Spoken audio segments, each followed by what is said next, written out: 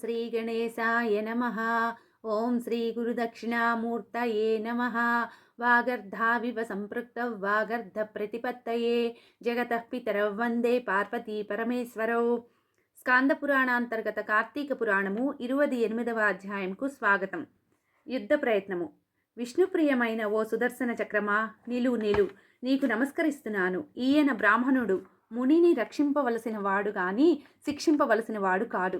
నా ప్రార్థన మన్నించి ఈయనకు బదులుగా నన్ను చంపు, లేదా యుద్ధానికి సిద్ధపడు. ఈయనను మాత్రం విడిచిపెట్టు. క్షత్రియుడు యాచించకూడదని బ్రహ్మ నిర్ణయం కాని బ్రాహ్మణ క్షేమం కోరి నిన్ను యాచిస్తున్నాను. నా పరమదైవమైన విష్ణువునకు నీవు ఆయుధముగా ఉన్నావు కనుక నిన్ను నేను గౌరవిస్తున్నాను. నా మాట లక్ష్యపెట్టవా, యుద్ధం చెయ్యవలసి వస్తుంది. నీవు సమస్త ప్రాణులను జయించగలవని నాకు తెలుసు. కానీ నా భుజశక్తి కాస్త రుచి చూడు. విష్ణువు బ్రహ్మాదులు మన బలాబలాలను చూస్తారు. నా వల్ల నేలపై పడవలసే దుర్దశకు రాక ఈ మహాత్ముడిని విడిచిపెట్టి వెళ్ళిపో. అంబరీషుని మాటలకు సుదర్శనం ఆనందించింది. కానీ అతని శక్తియుక్తులను పరీక్షించాలనుకొని కోపం తెచ్చుకొని ఇలా అన్నది. రాజా, నీ ధైర్యానికి సంతోషిస్తున్నాను. నన్నెవరనుకున్నావు? దేవతలకందరకు అసాధ్యులైన మధుకైటబులు అను రాక్షసులను సంహరించిన దానుని నేను. దేవతలను ఏడిపించిన ఎందరో బలసంపన్నులైన రాక్షస వీరులను మదమణచి మహా తేజశాలిని నేను. కోపానికి రెండవ రుద్రుడున్ను, రుద్రాంశ వల్ల పుట్టినవాడున్ను, ఆయన దూర్వాస మహాముని అంతవాడు నన్ను చూడగానే భయపడి లోకాలన్నీ తిరిగి వాళ్ల కాళ్ళు వీళ్ల కాళ్ళు పట్టుకున్నాడు. కారణం ఏమిటి? బ్రహ్మ రుద్రుల తేజస్సును మించిన తేజస్సు నాది.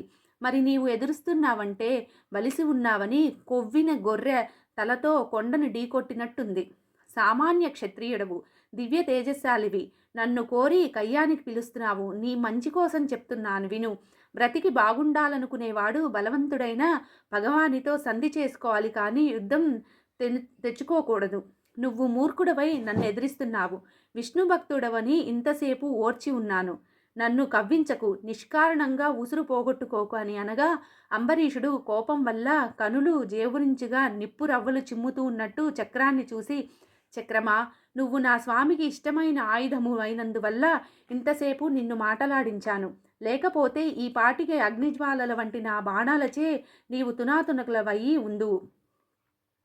నేను గోబ్రాహ్మణులను, స్త్రీలను, జ్ఞానులను, దేవతలను హింసించను.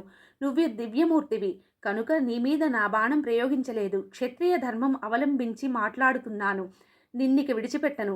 నీ బలము నా బలము ఇక బయటపడతాయి అని అగ్ని తేజస్సు వెదజల్లే 24 బాణాలను చక్రము మీదికి ప్రయోగించాడు. అంబరీషుని కోపాన్ని ప్రతీపాన్ని చూసి చక్రం నవ్వుతూ, అంబరీష, ముని కోపాన్ని నుండి కాపాడవలసిందని మహావిష్ణువు నన్ను పంపినందువల్ల నిన్ను నేనేమీ చెయ్యలేను.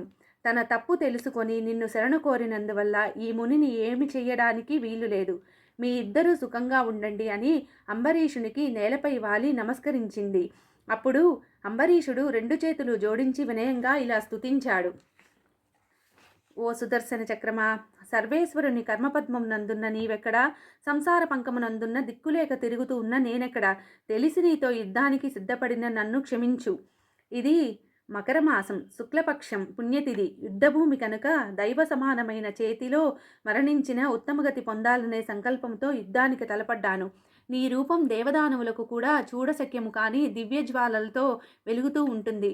100 మెరుపుల కాంతిని, సూర్యబింబాన్ని, వేలకొలది అగ్నిమంటలను పోలిన నిన్ను వరాహమూర్తి అయిన మహావిష్ణువు ఒక్కడే సహించి భరింపగలవాడు. భయంకరమైన నిన్ను ఎదిరించిన వాడు ప్రాణాలతో బయటపడగలడా?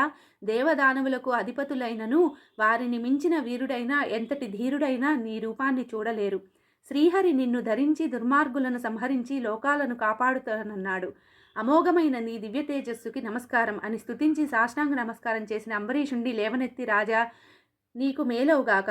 నీవు చేసిన ఈ సుదర్శన స్తోత్రాన్ని 3 వేళలా శుచియై చదివేవాడు వినేవాడును ఆపదల నుంచి విముక్తులై చిరకాలం సకల సుఖాలను అనుభవించి అంతమందు సర్వోత్తమమైన పరమపదమును పొందుతారు అని సానుగ్రహంగా దీవించి సుదర్శనం అదృశ్యమైపోయింది. ఇది శ్రీ స్కాంద పురాణాంతర్గత కార్తీక పురాణము 28వ అధ్యాయం సంపూర్ణం.